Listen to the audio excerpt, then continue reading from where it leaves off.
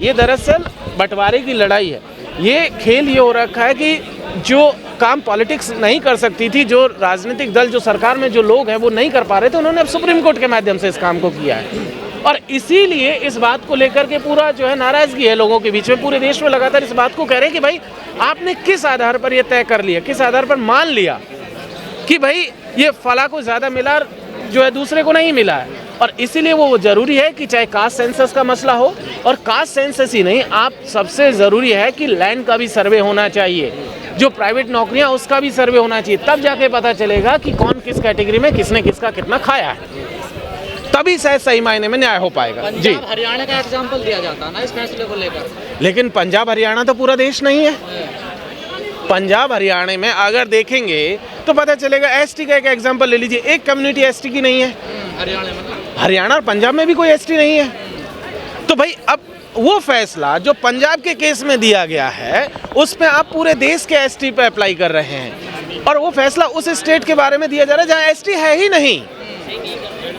सो वापस बात वहीं आएगी कि क्या आपने उस टेक्निकलिटीज़ को देखा, क्या आपने ये देखा कि एसटी में जो 750 समाज हैं, समूह हैं, उन समूहों की क्या स्थिति है, क्या उन्हें उसका हिस्सा मिला है।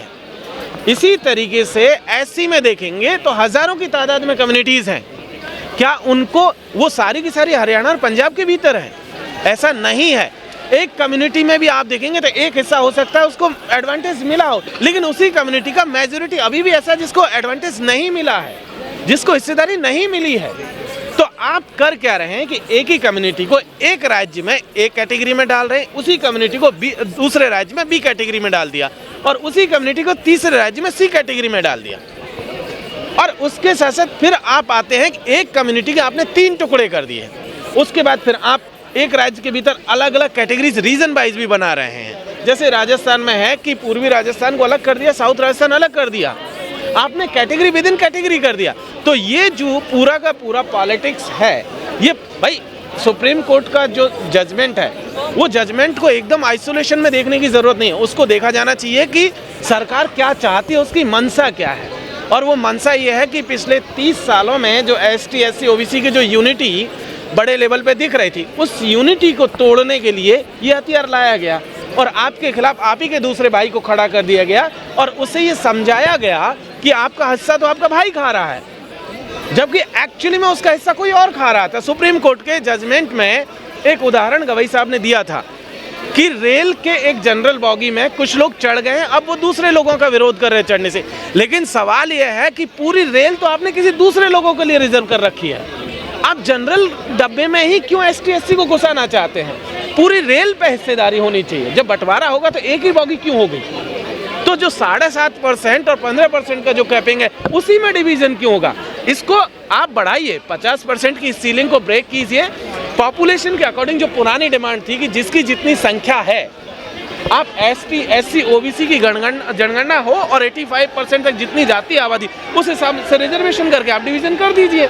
और सिर्फ नौकरियों का नहीं, हम कह रहे हैं कि आप उसके बाद में जितने भी संस्थान हैं उनका भी कीजिए, रिसोर्सेज का भी कीजिए, ज़मीनों का भी कीजिए, प्राइवेट सेक्टर का भी कीजिए, किसी को कोई आपत्ति नहीं है। लेकिन आप नौकरी के नाम पर दरअसल लड़ाने का कोशिश कर रहे हैं, बंटवारे का कोशिश कर रहे हैं। जी, अच्छा, अभी एक भाई साहब कह रहे थे कि जाति देख के डॉक्टर के पास जाते हो क्या, जाति देख के दुकान में जाते हो क्या, जाति देख के मेट्रो में जाते हो क्या, तो फिर जाति के नाम पे आरक्षण क्यों ले रहे हो? ऐसे लोगों को क्या जवाब देंगे? अभी भी इस तरह के देखिए, वो ऐसे लोगों को तो ना तो देश की समझ है ना जाति की समझ है। जाति इस देश की हकीकत है, इस देश की बुनियाद में है। अगर जाति इस देश की बुनियाद में नहीं होती तो बाबा साहब को इतना कुछ कहने की ज़रूरत नहीं पड़ती। उन्होंने बहुत कुछ कहा, और बाबा साहब ही नहीं, तमाम जो हमारे पुरखे हैं, जो पिछड़े तबके से आते हैं, जो आदिवासी समाज से आते हैं, उन सब ने ये बातें कही हैं कि भाई जाति इस देश के मूल में है। एक आईपीएस ऑफिसर को अपनी घोड़ी पर बैठ के शादी करने जाने के लिए अगर इजाज़त लेने की ज़रूरत है, तो ये समझने की ज़रूरत है कि जाति इस देश के मूल में है। जो लोग ये कह रहे हैं कि जाति देख करके डॉक्टर के पास जाते हो, हाँ बिल्कुल, जाति देख करके आप डॉक्टर बना रहे हैं। डॉक्टर के पास जाना तो दूसरी चीज़ है, डॉक्टर तो आप जाति देख करके ही बना रहे हैं। कौन लोग हैं जो आज की तारीख में आईआईटीज़ में, आईआईएम में पढ़ रहे हैं, मेडिकल इंस्टीट्यूशंस में पढ़ रहे हैं, उसमें ज़्यादातर एसटी एससी ओबीसी को तो बाहर कर रखा है। तो आपने जाति देख करके तो उनको तो बाहर ही कर दिया। आज की तारीख है IIM में पूरे जो है लगभग 22-23 IIM है, उसमें सिंगल डिजिट में SC समाज के लोग हैं, 0 जो है ST हैं। तो उससे जो प्रोडक्ट निकलेगा उसके लिए तो पहले ही आपने बाउंड्री क्रिएट कर दी। तो जाहिर सी बात है कि आपने जाति देख करके डॉक्टर बनाया, जाति देख करके आपने इंजीनियर्स बनाए, जाति देख करके आपने सिस्टम को बनाया, और वही जाति के नाम पर जब आपसे सवाल पूछा जाता है कि भाई जाति हमने नहीं बनाई, ST SC OBC के लोगों ने जाति नहीं बनाई थी, जाति उनके गले में डाल दी गई बाय बर्थ, पैदा होने के साथ में। हम उस बात को कह रहे हैं कि ये जाति का जो माथे पे आप लिख करके चल रहे हैं, जब आप गांव में जाएंगे तो गांव के देख करके आप बता सकते हैं कि ये गांव का कौन सा हिस्सा किस कम्युनिटी का हो सकता है। कि ये जो गांव में दक्षिण टोला है, ये दक्षिण टोले में दलित ही क्यों है,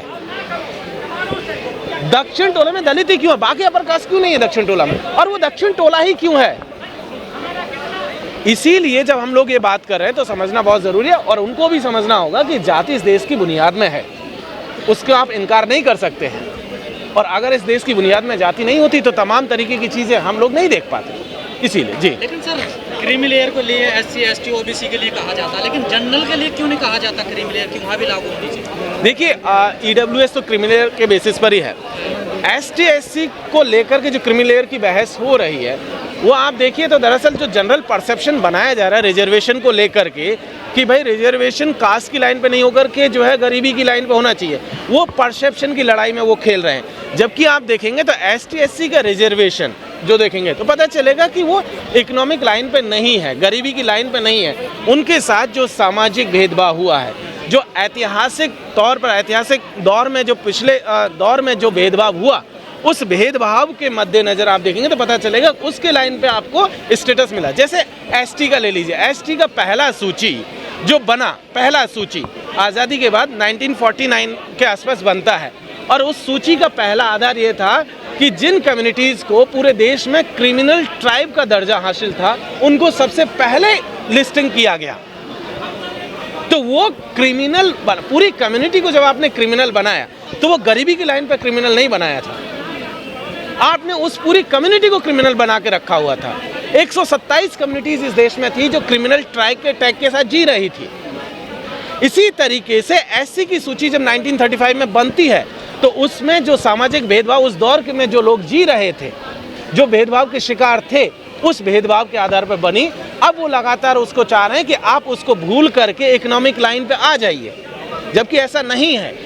आपका पूरा सोशल ऑर्डर जो है आपकी जाति पर टिका हुआ है, वो गरीबी पर नहीं है। और सर आपको नहीं लगता ये जो फैसला सुप्रीम कोर्ट ने दिया है बगैर क्रीमी लेयर लागू हुए ये फैसला लागू नहीं हो सकता? देखिए एक तरफ प्रधानमंत्री कह रहे हैं इस फैसले को हम लागू नहीं करेंगे क्रीमी लेयर को, तो ये कैसा है? देखिए दो चीज़ है, क्रीमी लेयर का तो एक बात हो गया, क्रीमी लेयर पे तो भारत सरकार ने अपना रुख स्पष्ट कर दिया, लेकिन जो असल जड़ थी वर्गीकरण, उस पर वो भी गोल कर गए।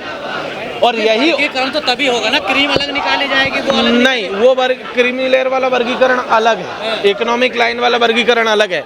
एक है सोशल वर्गीकरण के, एक कम्युनिटी को A कैटेगरी में डाल दो, दूसरी कम्युनिटी को B कैटेगरी में डाल दो। वो वर्गीकरण कम्युनिटी की लाइन पर हो रहा है, जो कि हरियाणा सरकार का प्रपोजल, जो कि यूपी सरकार का प्रपोजल है, जो कि आपका पंजाब सरकार का प्रपोजल है। क्रीम बनेगी ना सर, उसमें क्रीम बनेगी, उस पर वो सेकंड टाइम में आएंगे। अभी उन्होंने पहले जातियों का डिवीजन कर दिया है, अलग अलग समूहों में बांट दिया है, और ये एक्चुअली जातियों में भी तो क्रीम लेयर लागू हो गया ना एक तरीके का। नहीं, इसमें ये समझना बहुत जरूरी है। 3 अलग अलग मसलों पर सुप्रीम कोर्ट ने बात कही। एक तो है क्रीमी लेयर, जिसमें तो विद इन कम्युनिटी जो एलीट है, इकोनॉमिक जो एलीट है, उसको अलग करने की बात है। लेकिन जो पहला हिस्सा था वो था मेन था वर्गीकरण, और वो वर्गीकरण था कास्ट की लाइन पर कि A कास्ट एक ग्रुप में होगी, B कास्ट दूसरे ग्रुप में होगी, C कास्ट तीसरे ग्रुप में होगी।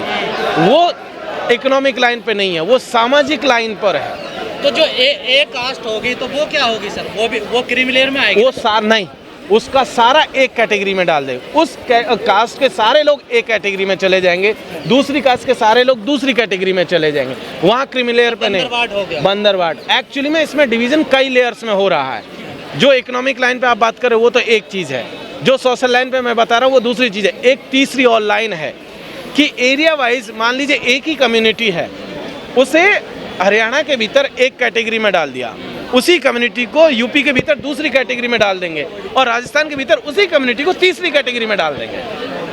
जैसे यूपी का चमार और बिहार का चमार दोनों अलग अलग कैटेगरी में डाले जाएंगे। बिल्कुल, फिर हरियाणा का अलग में चला जाएगा, राजस्थान का अलग में चला जाएगा। तो जो असल में जो लड़ाई शुरू हुई थी यूनिटी की, जो हम लोग नारा लगाते हैं, जय भीम जोहार का नारा लगाते हैं, बिरसा फुले अम्बेडकर का नारा लगाते हैं, उसमें जो यूनिटी बन रही थी, उस यूनिटी को ब्रेक करने का खेल किया गया है कि अब आपका यूपी का एक कम्युनिटी के लोग बिहार के साथ में नहीं जुड़ेंगे, हरियाणा का लोग राजस्थान के साथ में नहीं जुड़ेगा। यही दरअसल असल पॉलिटिक्स है, यही इसका पूरा खेल है। जी, थैंक यू।